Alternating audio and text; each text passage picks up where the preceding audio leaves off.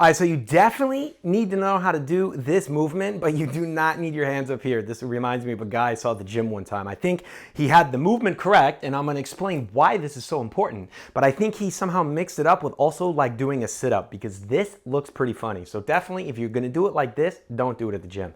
However, what is important though is this movement here, because if you take a look at our pelvis right here, and this right here specifically, the sacroiliac joint, we often get diagnosed from the medical professional with sacroiliac dysfunction, and that basically means general lower back pain. Now, the problem is when we look at this pelvic thrust, yes, everybody laughs because it also has some other positive effects in life, if you want to call it that. However, back to the physical therapy side of things, this is crucial because this is how your sacroiliac joint moves. If you can't move your sacroiliac joint, so like commonly I see people try to do this movement like this or with their knees, they're not able to isolate this movement, which is very important, because if I were to send you to algebra class and never teach you addition, subtraction, or multiplication, and then assume that you're just dumb and you need Ritalin or Adderall or you're ADHD or you're ADD or you're dyslexic because you can't do algebra, that's not fair, because I never taught you the components that make algebra up. So if we have lower back pain and we are not able to isolate this movement, giving you an injection to basically put duct tape over the crying baby's mouth makes no sense, because we're not understanding what that baby in this example needs, or just taking medicine to block the pain only allows you to continue to move terrible, do whatever you're doing, not feel the pain, and continue to do the damage. So what we need to understand is how we can learn to do this movement, and when we start doing this movement, we're probably not going to get sacroiliac dysfunction because it's no longer dysfunctioned and you're actually able to move it. And when you're able to move your pelvis and your sacroiliac joint has this ability, so again, this area down here, this joint specifically right here, I show it again right there, when that joint can move, that is scientifically evidence-based medicine, everything from common sense to every doctor in the world to every paper ever written, proven and correlated to say that then your pelvis is healthy. And when the pelvis is healthy, slip disc, lower back, ruptured disc, back surgeries, your spine falling out of your ass, whatever, will not happen because the area is functional and you can move it. The problem is this movement here is so taboo because of what else it looks like. But if you can't do this and you go to the doctor and he wants to give you an injection and all that jazz, it's not necessarily the wrong thing. I'm not a big fan of injections. I don't even take ibuprofen for that case. However, if he gives you something and he doesn't test your movement, he does not even realize you can't do this. You go home and you realize you can't do this. You need to learn how to do it, because if you don't, you're not fixing the problem. You're not going after the solution. You are literally just masking the symptoms, which then allows you to basically drive across country with your parking brake up, and you're going to pay the price later when your car catches on fire, when your tires get smoked and your brakes are destroyed. So instead of destroying your lower back, you need to learn, I would say understand the why and the importance of this motion and how you can do it. So let's go ahead and discuss a little bit, and we can break it down with how you can start doing this. A lot of times I like people lying on the floor, which, you know what, actually, why don't I pause this video and let's start on the floor. All right, so starting with this position on the floor really helps because you can have your knees bent, so you're really just lying on your hips. I would suggest not having your legs straight on the ground. It makes the movement a little bit more difficult to understand and also puts a little bit of stress on your lower back. So right here, I'm gonna hold my right hand up a little bit just so you can see a little bit better. But you're gonna notice I have a curve, boom, right here in my back, right? And so what I wanna do, well, actually, funny enough, if you really can curve it, right now you're in the anterior tilt position, which I'm gonna talk about when we stand back up, but basically you're pushing your butt back right now. You're getting that duck butt, if you will. And the other position is, imagine you're trying to flatten your back out. So one of the physical therapy exercises we often do is we will put a towel under the back. So like fold it up kind of so it's like a square. And then as I tell the person to lower their, to basically tilt their hips we would say a posterior tilt in this one, right? I have to think about that for a second. To flatten their back is what we would say, is then when we pull on the towel, if that back is now flattened, then the towel won't move. And then we say, okay, release it, and then we can move the towel. Okay, flatten that back again. And that teaches them one motion of this anterior tilt, because I like to break it down and chunk it a little bit into two separate movements instead of trying to teach the person the entire thing at once. So the first one is we can really kind of flatten that back. We can work on this, I have to think for a second, this posterior tilt, sorry, lying down is a little bit funny to think about it. I'm usually over the person talking. So from here, we're working on this posterior tilt, so I can imagine that I'm really trying to flatten my back against the ground. You can see me do it as I'm chatting.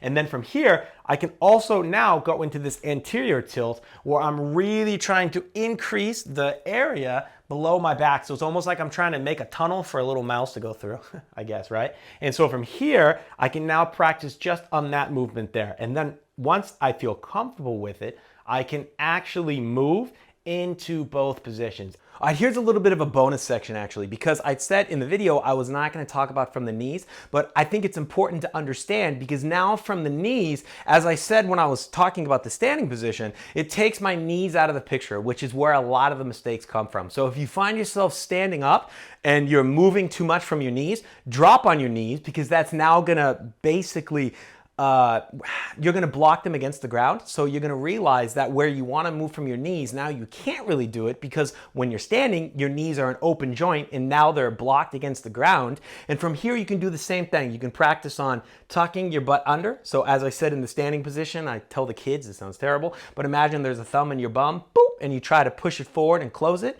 And then the other one is imagine you're going into this duck butt position. You're trying to get your butt against the wall and we're trying to make the movement as clean as possible. So really no excess upper back movement. Now your knees are going to be blocked, so it's going to be very hard to move from your knees. And obviously your ankles can't do anything because they're not really a part of this picture, if you will. So this is the second position. So again, to reiterate what we should do, start by lying down. The second position would be here and the third position would be standing. You don't have to do it in that order. However, if you're struggling with understanding how to do this movement, that is the exact order you want to do it in because it's the nicest, the calmest, and the easiest for your nervous system for it to learn a new pattern. And when you can make it easier to learn that new pattern, then your body will adapt it into its everyday life, like sitting, standing, getting on the ground, getting in the bed, getting out of bed.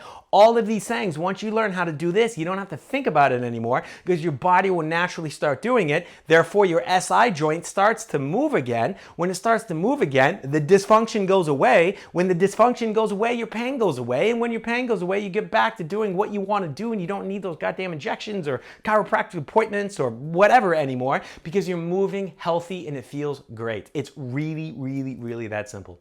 Now I want to show you how to do it standing up. What I want you to do is I want you to stand with your knees super tight, squeeze them as tight as you can, and then relax them. That is a good little posture trick because that is exactly where our knees should be when we're standing. And from here, what I want you to try to do is take your butt and tuck it all the way under. Now you're going to recognize that your shoulders might fall forward when you do it. That's quite interesting because it actually shows that your shoulder position is completely dependent on your hips, which is why I believe the engines of your body are your hips and your shoulders. And that's why we always need to address the hips to really fix truly any shoulder problem. That's a different video. But either way, I've tucked my butt under, so it's kind of tight. I always tell the kids, imagine someone's trying to stick a thumb in your bum, and they go, boop, they squeeze it tight, boom. Now you have curled your butt under. You have learned how to posteriorly rotate your pelvis. Now what we want to do is we want to go into the duck butt position and try to really get my butt as if I'm trying to touch the wall behind me. I obviously don't have a wall behind me, so you're going to have to use your imagination. But from there, I can then go back into thumb in the bum, all the way here. Now you might recognize that you have excess knee movement while you're doing it, and even maybe upper back movement. If that's happening, don't worry about it. That's fine. Because first we need to get a general idea of how to move, and then as you do it more and more and more, you will start to clean up the motion and realize that it's much easier to tuck it under and then move it back out. And from here, my biggest suggestion is start with one movement. Try to tuck it under first. Tuck it under, and then say, okay, that's cool, stop. Tuck it under again. Okay, cool, stop. Now, go the opposite direction. So now we're going to try to anterior rotate it. Maybe I turn it a little bit more. Anterior rotate it again, and then I can just try those motions. I can separate them. I can break it up into small little chunks, if you will. And then once I have the feeling of what it should feel like, I can put it together just like that. Now, this looks a little bit funny. Like I said, I had a client, well, actually not a client, someone in the gym that used to do it like this, which actually looked pretty funny. And then even worse, sometimes he would grab the stretching ballet bar in front, so then he was like this. That looked hilarious. So maybe take care where you do this. I've got my windows open here because of the natural light, so I'm sure my neighbors think I'm crazy. So it's a little bit of a funny looking exercise, of course, just because of what else this relates to. However, I can't express the importance of knowing how to do this for your sacroiliac joint so it can move, so you can prevent, at the beginning, lower back pain, but in the long term, ruptured discs, slip discs, the need for some fusion, and also you can understand that when you do go to the doctor and they want to jack you up with all this jazz from injections and medicine and surgeries, if he's not asking or checking your movement, then that should be a red flag for you and saying, okay, well, why are we just looking at masking the problem, duct taping the baby's mouth that's crying, versus actually fixing the problem? So if you enjoy these videos, please, if you have not yet, subscribe to the channel, drop a comment, share it with your friends, engage, because the more you engage with my videos, the more they are able to help everybody out. If you are not following me on TikTok, Unbreakable Body, or Instagram at RehabGTS, please do so, because I do videos every single day, a short little one in the morning and then a longer one in the evening, and then I do the most intensive one on YouTube. So please check out all of my channels. All of the descriptions are below. If you want to work with me one-to-one, I have a fantastic Unbreakable Body 3-month online course, and I also have a very cool free 5-day challenge. So everything is in the links below. Like I said, subscribe, share it with your friends, and until next Monday, Wednesday, or Friday, whenever you're watching this video, I will see all you beautiful boys and girls and non-binaries soon.